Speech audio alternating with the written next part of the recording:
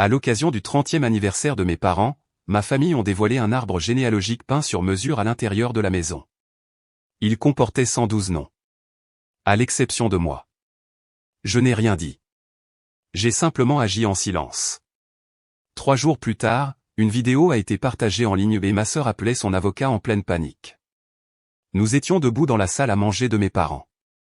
Tout le monde avait été rassemblé à l'intérieur pour « la grande révélation », c'est ainsi que mon frère l'appelait, comme si nous étions sur le point de voir une nouvelle voiture ou une révélation de genre. C'était une fresque murale, un arbre généalogique peint à la main couvrant tout le mur, un cadeau des enfants, ce qui m'incluait financièrement mais pas créativement. Ils ne voulaient pas de mon avis. On s'en occupe, avait dit ma sœur. Contribue juste ton tiers. Alors j'ai contribué, comme toujours. Le rideau est tombé avec une petite fioriture et la foule a halté. Mon père a ri, ma mère a essuyé une larme, ma sœur a pratiquement fait une révérence. Les gens ont applaudi, car c'est ce que l'on fait quand on vous dit que vous assistez à quelque chose de significatif. Et c'était impressionnant, je leur accorde ça.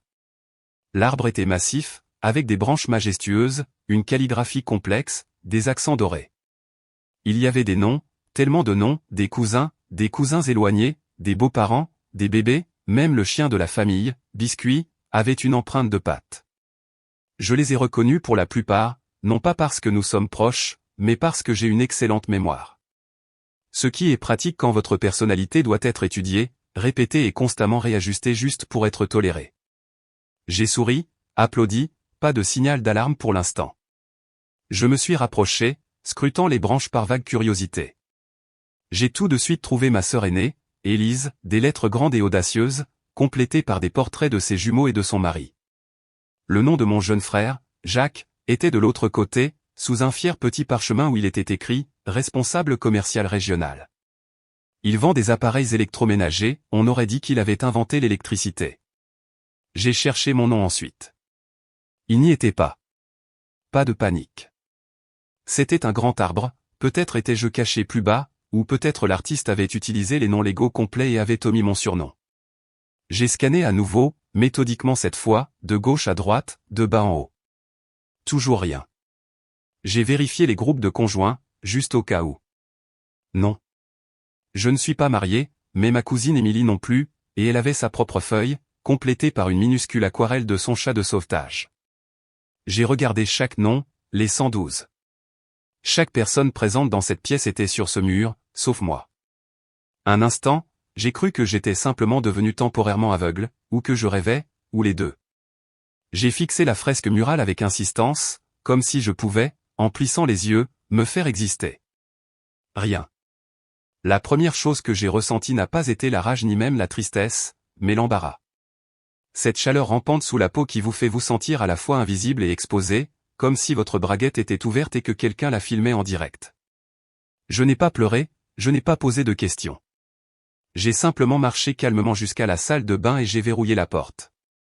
Ce n'était pas une question d'intimité, j'avais juste besoin de quelques minutes ininterrompues pour croire ce qui venait de se passer. Je me suis assise sur les toilettes fermées, j'ai fixé les carreaux du sol et j'ai laissé mon cerveau faire ce qu'il fait de mieux, trier les données. Et les faits étaient simples, j'avais aidé à payer une fresque murale, une fresque qui incluait plus de 100 personnes, une fresque qui avait été approuvée par mes frères et sœurs et par mes parents. Et pendant tout ce processus, des semaines, peut-être des mois de planification, personne n'avait pensé à m'inclure. Ou bien ils y avaient pensé et avaient décidé de ne pas le faire. C'est ça qui m'a frappé, l'intentionnalité. Ce n'était pas un oubli. Les oublis ne survivent pas à 4 brouillons, un acompte et un mur.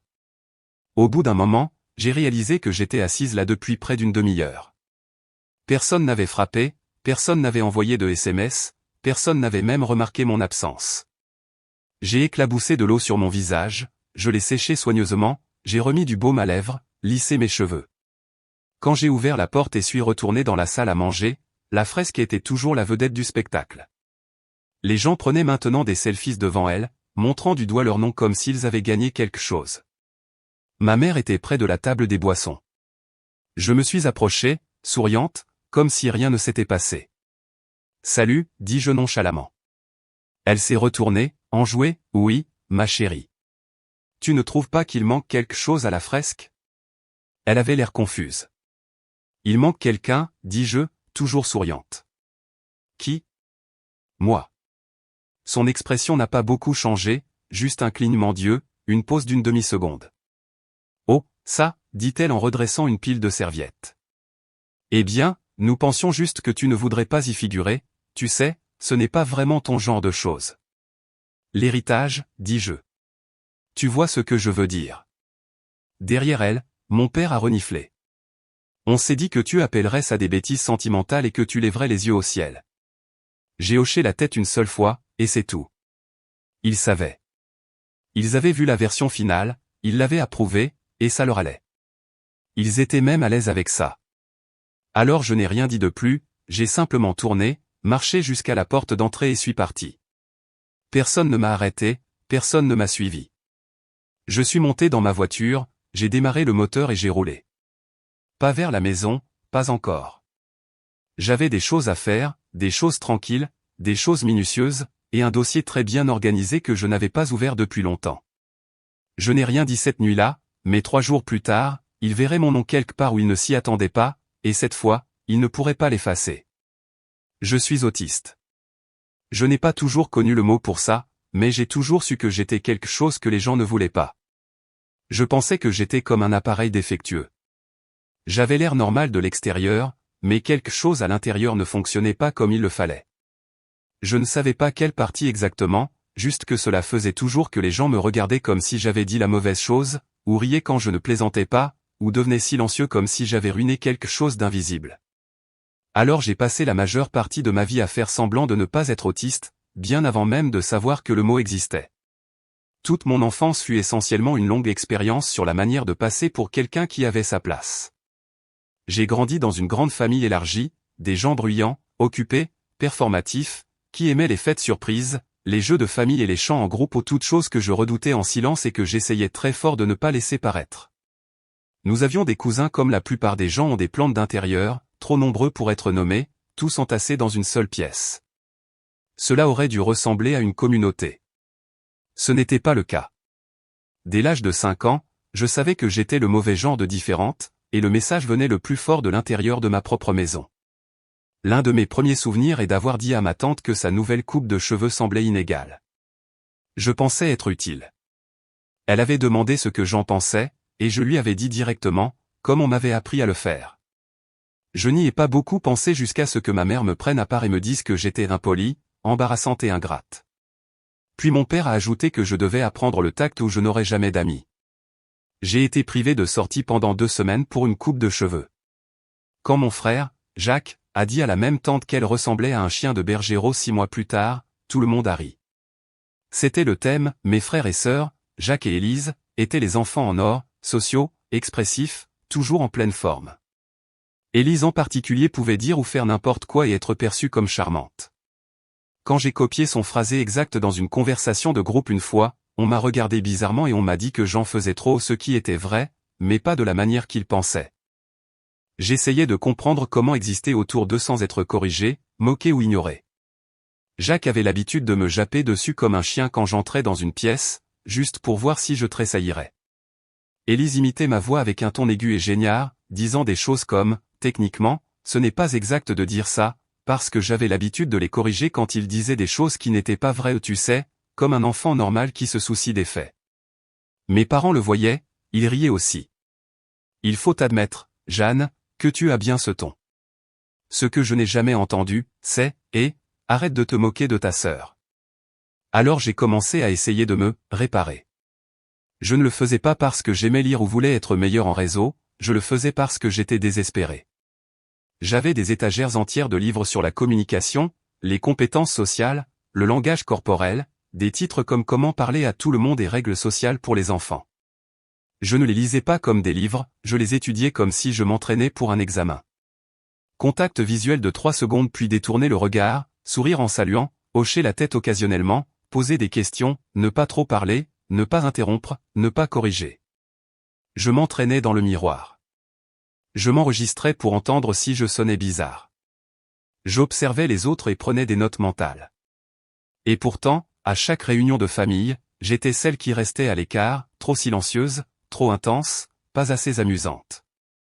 Je m'asseyais à la table des enfants même quand j'avais 16 ans, parce que personne ne me faisait de place à la table des adultes et personne ne me demandait de participer à quoi que ce soit d'autre. Quand j'essayais, quand je souriais, me joignais aux conversations et imitais le bon ton, ils demandaient « Pourquoi agis-tu comme ça ?» J'étais coincé. Si j'étais moi-même, j'étais un problème. Si je portais un masque, j'étais bizarre. Dans tous les cas, je perdais.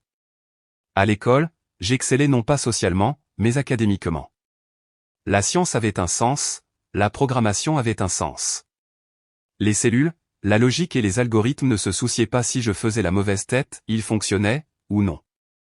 J'ai obtenu une bourse complète pour l'université en biologie et en informatique, j'ai obtenu mon doctorat, j'ai commencé à donner des cours à temps partiel et à travailler en recherche. Je gagne maintenant plus d'argent que n'importe qui d'autre dans ma famille, mais personne n'en parle, sauf quand il s'agit de planifier un grand cadeau de famille. Alors c'est toujours, peux-tu mettre un peu plus ? Tu réussis si bien. Et je le faisais toujours, parce que je pensais que cette fois, cela compterait peut-être pour quelque chose. J'ai commencé à soupçonner que j'étais autiste quand j'avais 25 ans. Je lisais un forum sur l'épuisement social chez les femmes et j'ai vu message après message qui me donnait l'impression que quelqu'un avait volé mon monologue intérieur, des femmes parlant de masquage, de ne jamais se sentir naturel, d'avoir à étudier comment socialiser, d'être épuisé après une fête d'anniversaire. Je ne me suis pas senti vu, je me suis senti interpellé. Alors j'ai creusé, lu des articles scientifiques, des articles, des essais personnels. J'ai fait 3 évaluations en ligne. J'ai obtenu des scores exceptionnels. Je ne voulais rien supposer, alors j'ai trouvé un spécialiste, j'ai fait l'évaluation complète, j'ai passé des heures de questions et d'évaluation. Et à la fin, j'ai obtenu ce que je savais déjà, un diagnostic formel de trouble du spectre de l'autisme. J'ai parlé à ma famille. Je les ai assis, ou j'ai essayé. Ma mère n'arrêtait pas de se lever pour recharger son thé. Quand j'ai enfin prononcé les mots, elle a ri, « Tu n'es pas autiste, Jeanne, ne sois pas idiote, tu n'aimes juste pas les fêtes. » Mon père a dit, « Tu es trop intelligente pour être autiste. » Jacques a dit, « Oh, alors maintenant, on doit marcher sur des œufs avec toi. » Élise a juste souri et a dit, « Tu as toujours aimé les étiquettes. » C'est la même sœur qui a bâti une marque autour de l'inclusivité neurodivergente, qui met des modèles neurodivergents dans ses campagnes, qui parle de représentation dans les interviews, et qui ensuite a commandé une fresque avec 112 noms et a omis le mien. Ils ne m'ont pas oublié, ils ne m'ont pas négligé, ils m'ont effacé. Et si je n'étais pas entré dans cette pièce et n'avais pas regardé ce mur de mes propres yeux, j'aurais pu passer une décennie de plus à croire que si j'essayais juste plus fort, si je me réparais un peu plus, ils me laisseraient avoir ma place. Mais maintenant, je sais qu'ils ne l'ont jamais voulu, et j'en ai fini d'essayer de la gagner. Je n'ai pas crié, je n'ai pas exigé de réponse, je n'ai appelé personne pour expliquer à quel point ils m'avaient blessé. J'ai simplement cessé de répondre. Pas de sortie dramatique du groupe de discussion, pas de dernier mot. J'ai mis le fil de discussion familiale en sourdine, archivé les messages et désactivé les confirmations de lecture. Et puis je me suis débranché de la machine que j'avais alimentée toute ma vie. La première chose que j'ai coupée, c'est l'argent. Pas tout d'un coup. Je n'essayais pas de faire un point. J'en avais juste marre. J'ai annulé le virement automatique qui couvrait une partie de la taxe foncière de mes parents, celle qu'ils n'avaient jamais reconnue mais dont ils dépendaient clairement. J'ai retiré ma contribution à notre fonds partagé pour les événements familiaux, qui avait commencé comme une chose de groupe mais est lentement devenue, Jeanne couvre ce que nous avons oublié. J'ai refusé la demande de paiement d'Élise pour les arrangements floraux qu'elle avait déjà commandés en notre nom. J'ai cessé de payer pour des gens qui ne pensaient pas que j'étais des leurs. Personne ne l'a remarqué pendant la première semaine. J'ai observé en silence le groupe de discussion bourdonné d'images de fêtes filtrées et de louanges post-événement. Puis quelqu'un a soulevé la question de l'acompte manquant pour l'anniversaire de la fille de notre cousine Léonie. « Jacques, est-ce que quelqu'un a couvert la part de Jeanne ?» Ça a rebondi. « Élise, je suis presque sûr qu'elle a juste oublié. L'un de vous peut-il la relancer ? Elle est peut-être à nouveau dépassée. » Dépassée, c'était leur mot préféré pour moi. Pas autiste, pas exclu, pas trahi, juste dépassé, comme si j'avais de nouveau trébuché sur ma propre ombre. Quelques jours plus tard, Élise m'a envoyé un message vocal. Je l'ai écouté une fois, puis encore, juste pour confirmer que je n'avais pas imaginé le ton. « Salut, alors je sais que les choses ont été un peu bizarres, mais je voulais juste prendre des nouvelles. tu nous as vraiment manqué après la fête et je sais que tu as été sensible dernièrement, mais tu sais qu'on t'aime, n'est-ce pas? Genre, évidemment, tu es importante pour la famille. Bref, fais-moi savoir si tu vas bien. Aussi, si tu pouvais envoyer ton tiers pour le cadeau de Léonie aujourd'hui, ce serait génial, pas de pression. Je n'ai pas répondu. Le lendemain matin, je me suis réveillé avec une facture transférée et un email passif-agressif de « juste pour faire un suivi » de l'assistante d'Élise. Je l'ai supprimé. Puis est venue la parade de la culpabilité. Ma mère a laissé un message vocal où elle essayait clairement de paraître calme, mais avait cette voix chantante de panique qu'elle utilisait toujours quand les choses s'effondraient. « Jeanne, ma chérie, je ne sais pas ce qui se passe, mais ce n'est pas ton genre. Tu as toujours été si généreuse et fiable. Je sais que la fresque était compliquée, mais nous essayions juste de faire quelque chose de spécial. Nous ne voulions pas te contrarier. S'il te plaît, ne laisse pas cela gâcher toute la dynamique familiale. » Toute la dynamique familiale, c'est ce qu'elle a appelé ça. Pas ce qu'ils ont fait, juste ma réaction. Ils ne comprenaient pas parce qu'ils ne voulaient pas. Ils m'avaient effacé, riaient à mon visage quand j'en parlais, et maintenant ils étaient confus. Je ne voulais plus être leur donatrice silencieuse. Je n'étais plus en colère. J'étais juste indisponible. J'avais de nouveau de l'énergie, le genre qui apparaît quand on cesse de déverser sa valeur dans des personnes qui ne vous voient que comme une ressource. Et à peu près à la même époque, j'ai reçu un email d'un organisateur de conférence.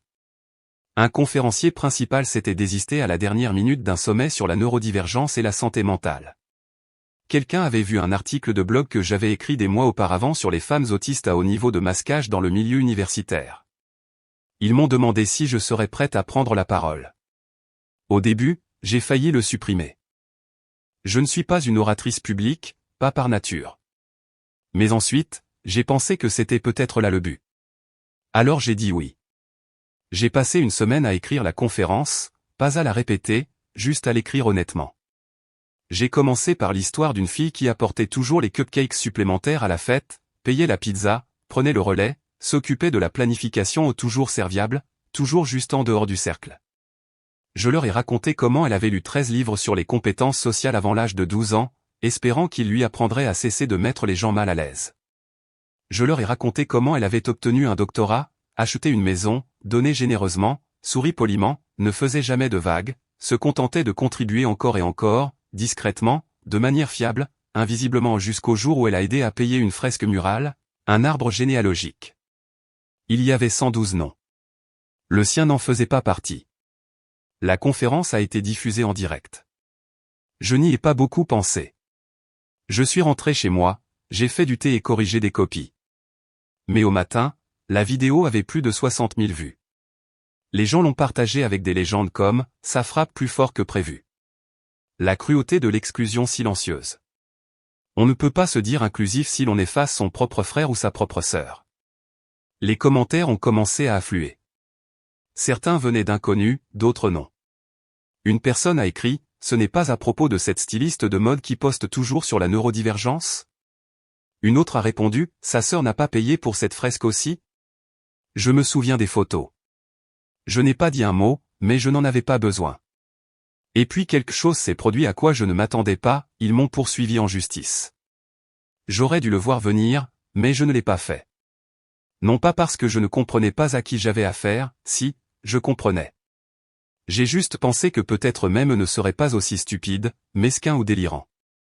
Mais non, il l'était exactement. L'enveloppe est arrivée par coursier.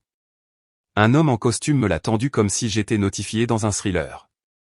Je m'attendais à moitié à ce qu'ils disent, vous avez été prévenu. À l'intérieur, une plainte déposée par la société de ma sœur pour atteinte à la réputation. Par conséquent, je l'ai dit. La vérité est devenue virale, car apparemment, exclure publiquement son frère ou sa sœur autiste est acceptable jusqu'à ce que le public le remarque. Sa marque avait déjà commencé à saigner. Cela a commencé par quelques commentaires discrets en ligne, puis les gens ont commencé à republier des extraits de la conférence, mon discours, avec des citations comme « elle a payé pour la fresque », son nom n'y était même pas, drôle comme certaines marques inclusives n'incluent que les personnes qui les font bien paraître. 112 non, pas le sien. Les gens ont posé des questions. Et quand on construit toute son entreprise sur l'esthétique de l'inclusivité, des questions comme celle-là sont du poison. Les partenariats sont devenus silencieux. Un mannequin s'est désisté. Une influenceuse a annulé une collaboration et a posté une histoire cryptique que tout le monde savait concerner Élise. Soudain, la sœur qui prétendait toujours défendre la neurodivergence se voyait demander pourquoi elle ne pouvait même pas se tenir à côté d'elle. Et c'est ainsi qu'elle a décidé de me poursuivre pour avoir créé un récit trompeur, pour diffamation implicite, pour avoir orchestré une attaque ciblée contre sa réputation. Elle y a également ajouté la détresse émotionnelle, ce que j'ai trouvé plutôt adorable. Je veux dire, moi orchestrant une attaque contre la réputation? S'il vous plaît, j'ai à peine le temps d'organiser un porte-épices sans prendre de pause. J'ai engagé une avocate, une bonne. Elle m'a demandé, l'avez-vous nommé dans votre discours? Non. Avez-vous identifié son entreprise? Non. Avez-vous menti sur quoi que ce soit? Non. Elle a souri, alors, amusons-nous. Nous avons monté un dossier avec soin. J'ai remis le virement bancaire prouvant que j'avais payé un tiers de la fresque, des captures d'écran du groupe de discussion où on m'avait dit « on s'en occupe » et où je n'ai plus jamais été consulté, une liste d'invités numériques de 112 personnes, chacune d'entre elles sur le mur, sauf moi, une photo haute résolution de la fresque elle-même avec des noms étiquetés et célébrés, et le coup de grâce, un email de l'assistante d'Élise, nous avons omis Jeanne. Élise a pensé que ce serait plus simple. Plus simple, comme couper une tumeur. Le procès n'a pas duré longtemps. Élise s'est présentée comme si elle auditionnait pour le rôle de la femme lésée, édition entreprise, tailleur beige, pas de maquillage, pas de contact visuel. Mes parents étaient assis derrière elle, tous deux affichant leur expression de « nous ne comprenons pas ce qui se passe mais nous soutenons notre fille ». C'était étrange de les voir dans une salle d'audience. Ils n'avaient pas l'air à l'aise. Peut-être parce qu'il y avait des règles là-bas, ou des conséquences. Mon avocate m'a demandé de raconter l'histoire, alors je l'ai fait. J'ai expliqué comment j'avais contribué financièrement, comment je n'avais pas été incluse dans la planification, comment je n'étais pas sur l'arbre, comment ma sœur avait construit une marque sur l'identité même qu'elle avait effacée de sa propre famille. J'ai parlé clairement, calmement. J'avais répété. Je n'ai pas regardé Élise. Je n'en avais pas besoin. La photo de la fresque est apparue sur un écran. Le juge a plissé les yeux. Qui est Biscuit? Notre chien de famille, dis-je. Décédé? Oui, mort en 2020. Le juge m'a regardé de nouveau. Mais inclus? Oui. Il a baissé les yeux sur ses notes, puis a regardé l'image. Votre nom n'y est pas? Non, dis-je. Il n'y est pas, je pouvais sentir l'air changer dans la pièce. Il y a quelque chose à le voir imprimer. Pas métaphorique, pas exagéré, pas émotionnel. Juste un fait. Un mur de 112 noms, le mien absent. Un chien mort a fait partie de l'arbre. Pas moi. L'avocate d'Élise a essayé de prétendre que la fresque était symbolique, non destinée à représenter chaque membre de la famille. Alors mon avocate a zoomé sur les branches, a montré les surnoms, les dates de mariage, les bébés, même le petit gland doré sous le nom de Jacques avec, premier à posséder une maison, en dessous. Symbolique, a-t-elle demandé, ou sélectivement minutieux? Le jury n'a pas eu besoin de beaucoup plus. L'affaire a été classée, et Élise a été condamnée à couvrir tous les frais de justice. Elle ne m'a pas regardé quand le jugement est tombé. Ma mère, oui. Son expression n'était pas de colère. Elle n'était pas non plus de honte. Elle était neutre, comme quelqu'un qui regarde une machine qu'il ne sait pas utiliser. Comme si elle voulait appuyer sur un bouton et rembobiner. Mais il n'y avait pas de bouton, et il n'y avait pas de bande. Il n'y avait que maintenant. Après cela, les choses se sont vite dégradées. Son entreprise a perdu 2 investisseurs clés. Puis une plainte d'une ancienne employée a refait surface, un mannequin neurodiverge qui affirmait avoir été maltraité et sous-payé. Élise a posté de longues excuses sur fond pastel, parlant d'écouter et d'apprendre. Elles ont suscité un tollé immédiat en moins d'1 heure. En 6 mois, sa marque a fait faillite, et en 3 mois de plus, mes parents ont discrètement vendu leur maison. Je n'étais pas la seule raison, mais j'étais la pièce manquante dans un système qui ne fonctionnait que lorsque j'étais trop fatigué pour dire non. Ils ont réduit leurs dépenses, ont déménagé dans un modeste condo en dehors de la ville. Mon frère a un peu aidé, Élise, non. Je l'ai découvert grâce à une chaîne de mets sur laquelle je n'étais pas censé être copié. Leur nouvelle adresse était indiquée en bas, sous une note sur qui apportait la salade de pommes de terre pour le repas de fête. Je n'étais pas invité, Mais je ne voulais pas y aller. Quelque chose d'étrange s'est produit après tout cela. Je m'attendais à me sentir triomphante. Ce n'était pas le cas. Pour la première fois de ma vie, je ne me sentais plus accroché au bord d'une famille, essayant de gagner une place qui n'existait pas.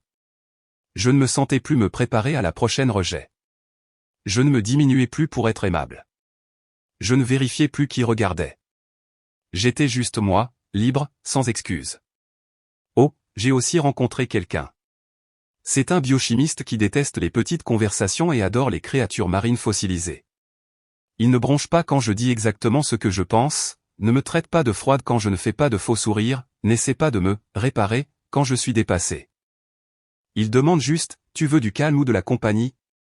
Parfois, nous restons assis en silence total pendant des heures. C'est la paix la plus bruyante que j'ai jamais connue.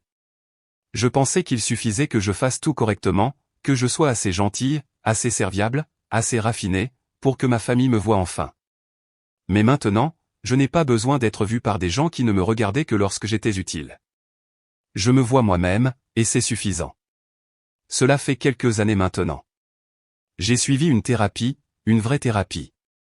Pas celle où quelqu'un essaie de réparer votre comportement, mais celle où vous pouvez réellement demander, qui suis-je quand je ne joue pas un rôle pour survivre? Démasquer n'a pas été un interrupteur. Ce fut un processus lent, étrange, inconfortable, comme enlever un costume que vous ne saviez pas porter et réaliser que vous ne vous étiez jamais vraiment regardé dans le miroir auparavant. Il y a eu des jours où le masque m'a manqué, où il gardait les choses prévisibles, il mettait les gens à l'aise. Mais maintenant, je ne vis plus dedans. Parfois, je dois encore l'utiliser un peu, comme une crème solaire émotionnelle. Mais la plupart du temps, je peux être moi-même, pleinement, honnêtement, sans excuse. Je suis fiancé maintenant aussi. Il me voit, pas la version polie, pas la version éditée. Il m'embrasse, et il aime cette version-là. C'est encore un peu fou à dire à voix haute. Je n'ai pas parlé à ma famille depuis le procès, et je ne compte pas le faire. Je pensais que je ne pouvais pas survivre sans leur approbation. Il s'est avéré que je survivais à peine avec. Maintenant, je suis heureuse, non pas parce que tout est parfait, mais parce que je n'essaie plus de prouver que je mérite d'exister. Alors je me demande parfois, ai-je fait ce qu'il fallait? Suis-je allé trop loin, ou étais-je enfin juste assez loin? Faites-le moi savoir dans les commentaires. Et si vous voulez d'autres histoires comme celle-ci, abonnez-vous.